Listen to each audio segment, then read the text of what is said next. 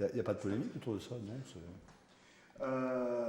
Dominique Potier, donc Jean-Jacques Urvoas a annoncé aujourd'hui effectivement un certain nombre de terrains pour la mise en place de ces maisons d'arrêt. Donc notre région est concernée. Nancy n'avait pas de terrain, c'est Dommartin-les-Toules. Pourquoi? C'était plus simple là-bas? Je crois que le préfet a fait plusieurs propositions à l'État et que le ministre, le garde des Sceaux, Jean-Jacques Urvoas, a choisi Dommartin-les-Toules parce que le site était parfaitement qualifié pour cela. Je pense que l'offre que nous avons organisée avec la communauté de communes du Toulois, avec la commune de Dommartin-les-Toules, était parfaitement unitaire. L'ensemble des élus la soutenaient.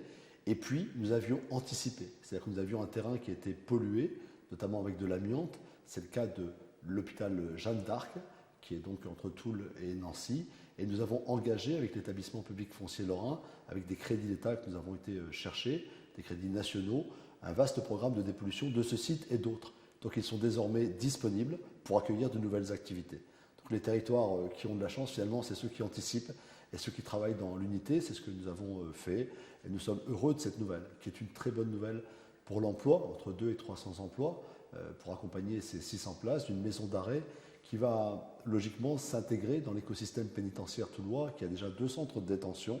On est complémentaires, on sera articulé avec le tribunal de Nancy. C'est une bonne nouvelle pour notre territoire. Justement, ça ne va pas faire beaucoup, ça ne va pas faire beaucoup d'emplois. Les directeurs des centres de détention en sont convaincus et tous les experts le savent. La complémentarité entre les centres de détention et les maisons d'arrêt est tout à fait utile. Et puis de l'emploi public qui vient compléter la dynamique industrielle que nous impulsons derrière Kléber, c'est le bon scénario pour notre territoire. Nous avons la renaissance d'un hôpital, bientôt l'accueil d'une clinique psychiatrique. Nous avons accueilli plusieurs établissements publics, mais nous sommes heureux, vraiment heureux d'engager ce nouveau service sur notre territoire, d'être au rendez-vous dans un lieu qui est idéal pour cela. Il est branché autoroute, il est vacant aujourd'hui, il va être dépollué à dessein. On ne va pas prendre 1 mètre carré de terre agricole, ça c'est très important pour nous dans le Toulois. Et puis on a besoin de s'inscrire dans une complémentarité avec la métropole nancéenne. Cette implantation est tout à fait bien située et bienvenue. Nous y avons œuvré, nous sommes heureux. Encore une fois, ça ne nous fait pas démissionner de la dynamique privée. Nous avons dans la viticulture, dans l'agriculture, dans l'industrie, dans nos PME, beaucoup de projets qui sont en route et qui sont tout aussi importants. Mais il ne faut rien laisser passer, il faut se battre. C'est plutôt une bonne nouvelle à l'approche des législatives. Alors, ce programme, on pourrait dire, moi je pense profondément que ce retard d'investissement structurel dans la justice, il a du retard. Moi je me réjouis que le Premier ministre Manuel Valls ait engagé ce programme il y a quelques mois.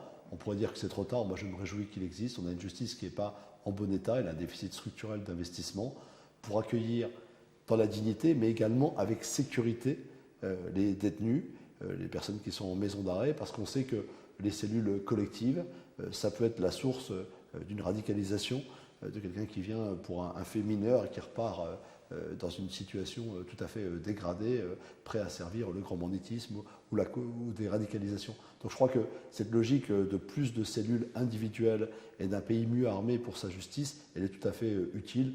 À mon sens, c'est trop tard, mais je me réjouis que ça soit maintenant et qu'enfin la France se dote d'un programme d'équipement à la hauteur et qu'elle rehausse, j'entends dans tous les programmes des candidats au présidentiel, donc ce sera forcément le cas, qu'elle augmente son budget de fonctionnement de la justice. Parce qu'on a besoin que nos juges, mais également tous ceux qui œuvrent dans les centres de détention, soient mieux reconnus dans la dignité de leur métier, dans l'utilité de leur métier, pour la cohésion et la sécurité de notre pays.